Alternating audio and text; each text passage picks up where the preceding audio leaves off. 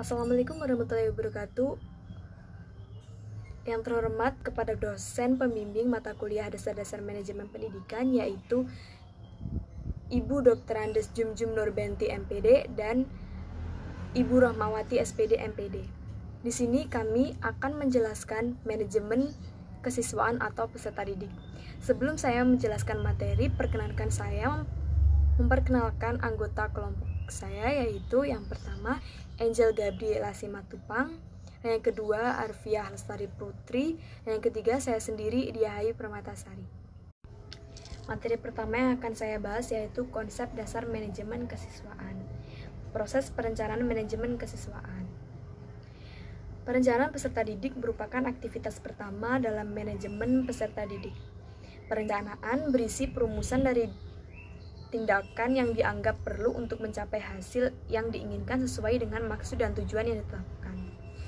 Terdapat 4 kelompok pengadministrasian, yaitu yang pertama penerimaan murid, lalu yang kedua pencatatan prestasi belajar, lalu yang ketiga pencatatan bimbingan dan penyuluhan, dan yang keempat monitoring. Selain proses pengadministrasian, menurut Imron mengemukakan bahwa langkah-langkah peserta didik ada sebagai berikut. Yang pertama, perkiraan. Perkiraan adalah menyusun suatu perkiraan kasar dengan mengantisipasi situasi pada masa depan. Dan selanjutnya, perumusan. Perumusan di sini bertujuan yakni sesuatu yang akan dituju dan tercapai.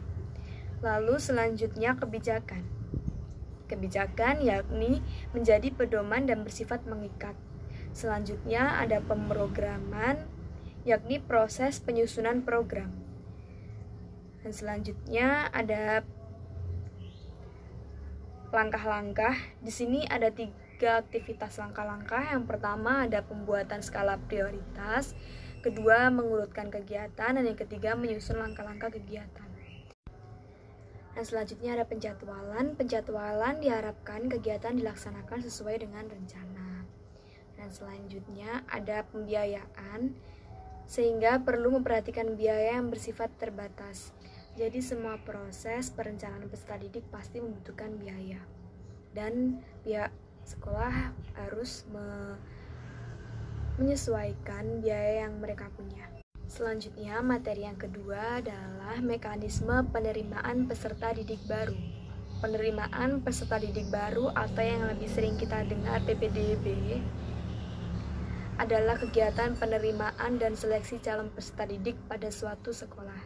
Proses seleksi yang dilakukan adalah suatu proses penilaian terhadap kemampuan awal calon peserta didik baru dari sisi kemampuan akademik, bakat, dan minat calon peserta didik dengan menjadikan semua hasil bukti seleksi calon peserta didik sebagai acuan pengambilan keputusan dalam menentukan kelulusan dan keabsahan siswa yang diterima. Berikut adalah kegiatan-kegiatan yang meliputi penerimaan peserta didik baru. Yang pertama ada pijakan penerimaan peserta didik. Penerimaan peserta didik memuat aturan-aturan mengenai 1. Jumlah peserta didik yang baru diterima, 2. Faktor kondisi sekolah, 3. Daya tampung kelas baru, 4. Kriteria peserta didik yang diterima, 5. Anggaran yang tersedia, 6. Sarana dan prasarana yang ada, 7. Tenaga pendidik dan kependidikan yang tersedia, 8. Jumlah peserta didik yang tinggal di kelas, 9. Sistem pendaftaran dan seleksi peserta didik baru, 10. Waktu pendaftaran, dan yang 11. Personalia yang terlibat dalam penerimaan peserta didik baru. Lalu kegiatan yang kedua adalah sistem penerimaan peserta didik. Sistem penerimaan peserta didik lebih menunjukkan kepada cara penerimaan peserta didik baru. Yang ketiga ada kriteria penerimaan peserta didik. Kriteria adalah patokan-patokan yang menentukan dapat atau tidaknya seorang calon peserta didik untuk diterima sebagai peserta didik baru di suatu sekolah. Dan yang keempat, prosedur penerimaan peserta didik. Prosedur penerimaan peserta didik merupakan langkah-langkah dalam penerimaan peserta didik baru yang bersifat manajerial operasional dilakukan oleh sekolah. Di poin kedua adalah sistem penerimaan peserta didik baru. Berikut adalah cara-caranya. Yang pertama itu pembentukan panitia PPDB. Setelah dibentuknya panitia, diadakan rapat PPDB. Setelah diadakannya rapat pembuatan pengumuman PPDB. Lalu pengumuman tersebut dipasang dan dikirimkan pengumuman PPDB. Lalu setelah adanya pemasangan pengumuman tersebut, pendaftaran calon peserta didik baru, dan selanjutnya seleksi calon peserta didik baru, lalu rapat penentuan calon peserta didik yang diterima, dan selanjutnya pengumuman calon peserta didik yang diterima. Setelah pengumuman, pendaftaran ulang calon peserta didik yang dinyatakan diterima. Dari kegiatan PPDB tadi masih ada satu lagi, yaitu permasalahan dalam penerimaan peserta didik. Imron mengidentifikasi beberapa permasalahan yang mungkin muncul dalam proses penerimaan peserta didik baru, yaitu yang pertama, adanya peserta didik yang nilai tes, nilai NUN dan kecakapannya mereka sama-sama berada pada batas bawah penerimaan. Yang kedua, adanya calon peserta didik yang dari segi kemampuan masih kalah dibanding dengan yang lainnya, namun dapat rekomendasi dari pejabat yang berada di daerah tersebut. Yang ketiga, terbatasnya daya tampung serta sarana dan prasarana sekolah. Lalu pokok bahasan yang ketiga adalah tujuan orientasi peserta didik baru. Masa orientasi peserta didik adalah kegiatan penerimaan siswa baru dengan tujuan mengenalkan situasi dan kondisi sekolah tempat peserta didik itu menempuh pendidikan dan dilaksanakan sebelum peserta didik menerima pembelajaran di sekolah tersebut. Yang kedua, dilakukan agar setiap peserta didik baru mengenal dan siap menghadapi situasi dan kondisi sekolah yang baru. Yang ketiga, Kusmaningrum dan Benti berpendapat bahwa masa orientasi peserta didik juga digunakan untuk penelusuran bakat-bakat khusus dan siswa baru. Misalnya penelusuran bakat-bakat olahraga, bakat seni, bakat melukis atau mengarang. Dan yang keempat, tujuannya diadakan masa orientasi peserta didik adalah untuk mengenalkan peserta didik dalam lingkungan belajar yang baru agar memiliki kesiapan belajar yang baik. Dan di sini kepala sekolah sebagai penanggung jawab kegiatan masa orientasi peserta didik harus memastikan hal tersebut, yakni masa orientasi peserta didik benar-benar dilaksanakan sesuai dengan tujuan dan fungsinya. Hal ini dipertegas dalam Peraturan Menteri Pendidikan dan Kebudayaan Nomor 55 Tahun 2014 tentang masa orientasi peserta didik baru di sekolah pasal 3. Di dalam Peraturan Menteri tersebut menegaskan bahwa sekolah dilarang melaksanakan masa orientasi peserta didik yang mengarah kepada tindak kekerasan, pelecehan, dan tindakan destruktif lainnya yang merugikan peserta didik baru baik secara fisik maupun psikologi, baik di dalam maupun di luar sekolah. Assalamualaikum warahmatullahi wabarakatuh. Di sini saya akan menjelaskan bagaimana proses pengelompokan peserta didik. Pengelompokan atau grouping adalah pengelompokan peserta didik berdasarkan karakteristik yang dimiliki peserta didik. Pengelompokan peserta didik dilakukan dengan alasan adanya persamaan dan perbedaan di setiap individu peserta didik. Peserta didik secara kontinu mengalami pertumbuhan dan perkembangan, sehingga agar tidak terjadi penghambat antara tingkat pertumbuhan dan perkembangannya yang tinggi terhadap yang rendah, maka perlu diadakannya pengelompokan peserta didik. Pengelompokan peserta didik diadakan dengan tujuan 1. Agar peserta didik berada dalam kondisi yang sama. 2. Dengan adanya kondisi yang sama akan memudahkan pemberian layanan kepada peserta didik. 3. Peserta didik mudah dikenali. 4. Membantu peserta didik agar berkembang secara optimal untuk mencapai keberhasilan belajar yang diinginkan peserta didik, dan mengetahui tingkat kemampuan peserta didik, full class grouping, combined class grouping, dan research grouping. Selanjutnya, proses pencatatan kehadiran dan ketidakhadiran peserta didik. Bapak Imron menyarankan agar peserta didik yang hadir di sekolah hendaknya dicatat oleh guru dalam bentuk buku presensi, sedangkan peserta didik yang tidak hadir di sekolah dicatatkan dalam buku absensi. Presensi adalah daftar kehadiran peserta didik, sedangkan absensi adalah daftar ketidakhadiran peserta didik. Daftar hadir ini dapat dibuat dalam bentuk daftar hadir bulanan atau daftar hadir mingguan. Pada daftar hadir bulanan dicantumkan nama murid pada sisi yang satu dan tanggal pada sisi yang lain. Bapak Imron menyatakan bahwa sumber penyebab ketidakhadiran peserta didik ada 4, yaitu 1. Bersumber dari keluarga, 2. Bersumber dari peserta didik sendiri, 3. Bersumber dari sekolah, dan 4. Bersumber dari masyarakat.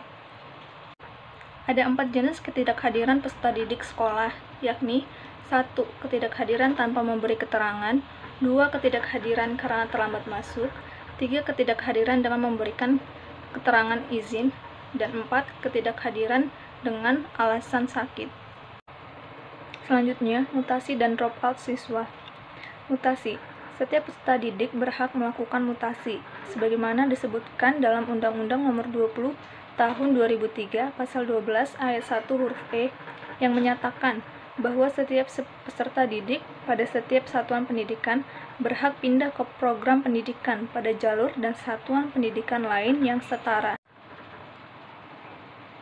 Mutasi atau perpindahan peserta didik ini dapat dibedakan menjadi 2 macam, antara lain 1. Mutasi intern.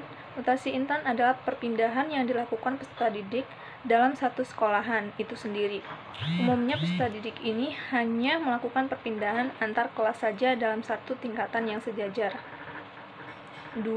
Mutasi ekstern adalah perpindahan yang dilakukan peserta didik dari satu sekolah ke sekolah lain dalam satu jenis atau satu tingkatan yang sejajar. Dropout. Dropout atau keluarnya peserta didik dari sekolah sebelum waktunya atau sebelum lulus. Beberapa faktor yang menyebabkan terjadinya dropout adalah 1. Ketidakmampuan mengikuti pelajaran menjadi penyebab peserta didik merasa berat untuk menyelesaikan pendidikannya. 2. Tidak memiliki biaya untuk sekolah. 3. Sakit parah. 4. Peserta didik dikeluarkan oleh pihak sekolah. Hal ini terjadi karena yang bersangkutan memang sudah tidak mungkin dapat dididik lagi, disebabkan karena kemampuan belajarnya rendah. 5. Peserta didik itu sendiri yang ingin di drop out dan tidak mau sekolah. Ada peserta didik demikian yang memang tidak dapat dipaksa untuk sekolah, termasuk oleh orang tuanya sendiri. Namun demikian, peran orang tua dan guru menjadi penting untuk membujuknya agar mau sekolah lagi. Dan kasus pidana dengan kekuatan hukum yang sudah memiliki kekuatan hukum tetap.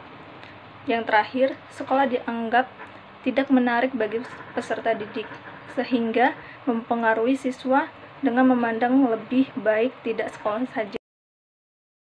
Selanjutnya, saya akan menjelaskan tentang sistem tingkat dan non-tingkat. Sistem tingkat. Sistem tingkat adalah suatu bentuk penghargaan kepada peserta didik setelah memenuhi kriteria dan waktu tertentu dalam bentuk kenaikan satu tingkat ke jenjang yang lebih tinggi. Kriteria mengacu kepada prestasi akademik dan prestasi lainnya, sedangkan waktu mengacu kepada lama peserta didik berada di tingkat tersebut. Persyaratan kenaikan tingkat. 1. Prestasi. Apabila peserta didik berada di atas rata-rata kelas, maka dapat dinaikkan. Sebaliknya, kalau berada di bawah rata-rata kelas, tidak dapat dinaikkan kecuali ada pertimbangan-pertimbangan tertentu. 2. Waktu kenaikan tingkat. Meskipun peserta didik mempunyai kemampuan untuk dinaikkan, jika masa kenaikan tingkat belum waktunya, yang bersangkutan tidak mungkin dinaikkan sendiri. 3. Persyaratan administratif sekolah. Persyaratan administratif sekolah seperti kecukupan hadir peserta didik dalam pelajaran yang dilaksanakan di sekolah. Kelebihan sistem tingkat. 1. Dapat dijadikan alat untuk merekayasa belajar peserta didik, sebab imbalan belajar yang berupa kenaikan kelas ini memacu peserta didik untuk belajar lebih giat lagi. 2. Efisien. Karena sistem tingkat ini menggunakan sistem pembelajaran klasikal. 3. Rasa sosial peserta didik tetap tinggi, karena mereka sama-sama mendapatkan materi pembelajaran yang sama di tingkatnya. 3. Pengadministrasiannya mudah, karena berada di dalam satu tingkat. Kekurangan sistem tingkat. 1. Peserta didik yang tidak naik tingkat akan menghadapi persoalan akademik dan psikologis. 2.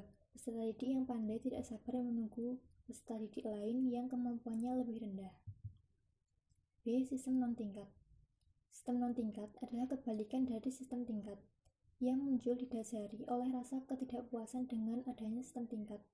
Pada sistem non-tingkat ini, sekelompok peserta didik yang memprogram mata pelajaran sama dikelompokkan ke dalam satu tempat yang sama dan diajar oleh guru yang sama. Meskipun mungkin peserta didik tersebut berasal dari angkatan tahun yang berbeda. Bahkan, dalam kondisinya yang ekstrim, peserta didik dipersilahkan mengambil paket program yang tersedia sesuai dengan kemampuan dan kesempatan mereka masing-masing, tanpa terpengaruh oleh teman-temannya. Kelebihan sistem non-tingkat. 1. Peserta didik yang dapat berkembang seoptimal mungkin menurut kemampuan perkembangannya sendiri tanpa terhambat oleh peserta didik yang lain. 2. Peserta didik dapat mengambil paket program sesuai dengan minat dan kesempatan. Hal demikian ini sangat sesuai dengan kebutuhan psikologis peserta didik. 3. Peserta didik yang pandai akan lebih cepat menyelesaikan program sehingga lebih cepat pula melanjutkan studi. Kekurangan sistem tingkat. 1. Peserta sejak dini banyak memacu prestasi secara individual. Hal demikian menyebabkan rasa sosialnya berkurang. 2. Sangat sulit proses pengadministrasiannya, karena segalanya bergantung pada peserta didik yang mengambil paket program. Layanan khusus. Layanan khusus meliputi 1. Layanan bimbingan dan konseling, 2. Layanan perpustakaan, 3. Layanan kantin, 4. Layanan kesehatan, dan 5. Layanan transportasi sekolah. Ekstrakurikuler dan OSIS. Ekstrakurikuler. Suatu sekolah mempunyai peran dalam mengembangkan potensi, minat, bakat, dan hobi yang dimiliki oleh peserta didik. Ekstrakurikuler dimaksudkan untuk mengembangkan salah satu bidang pelajaran yang diminati oleh sekelompok siswa, misalnya olahraga, kesenian, dan berbagai macam keterampilan lain. Salah satu manfaatnya adalah dapat meningkatkan prestasi belajar siswa di sekolah, baik di bidang akademik dan non-akademik. Diharapkan dengan adanya kegiatan ekstrakurikuler di sekolah, siswa dapat mengatur waktu antara kegiatan ekstrakurikuler dan kegiatan belajar. B. OSIS. OSIS merupakan suatu organisasi yang melibatkan siswa-siswi yang ada di sekolah tersebut untuk menyatukan tujuan dan keinginan yang ingin dicapai. Kaitannya di internal sekolah. OSIS di dalam suatu sekolah tidak memiliki hubungan organisatori dengan OSIS di sekolah lainnya, dan ia tidak menjadi bagian dari organisasi lain yang ada di luar sekolah. Tujuan OSIS dibentuk adalah seperti berikut. Sebagai wadah berkumpulnya siswa-siswi di sekolah, sebagai tempat untuk menyatukan segala keinginan atau ide di setiap siswa, sebagai pembantu dalam mewujudkan visi dan misi yang ditetapkan di sekolah tersebut. Fungsi terbentuknya OSIS ini adalah membantu dalam kelancaran proses belajar mengajar sehubungan dengan waktu yang tersedia cukup sempit dalam kurikuler, menjadi wadah berkiprahnya para siswa yang tidak terakomodasi pada setiap pelajaran yang ditetapkan. Sekian presentasi dari kelompok kami. Jika ada kurang lebihnya mohon maaf, dan jika ada pertanyaan kami persilakan. Wassalamualaikum warahmatullahi wabarakatuh.